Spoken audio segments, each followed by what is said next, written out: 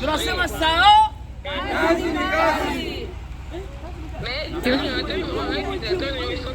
Sao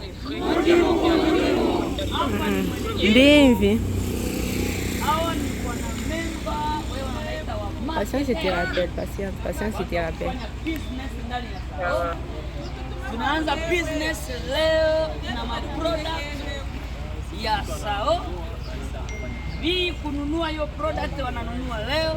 Hii ni product yenyewe wananunua na wanaenda kuzisha kila ule mbee yenyewe anakiongozwa, kwa sababu tunasema akili kichwani, Yesu moyoni, pesa wapi? Mfukoni. Papa Patrick unasema nini?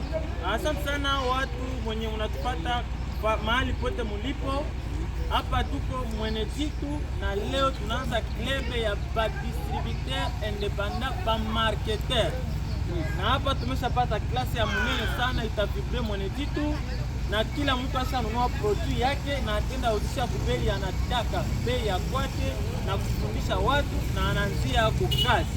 Sao tunasema kazi ni kazi. Sema mudi mkudi msao. Mudi mkudi mu. Sao. Mudi mkudi mu. Sao. Mudi mkudi mu. Mudi mkudi mu. Mudi mkudi mu. Tuya kumpala.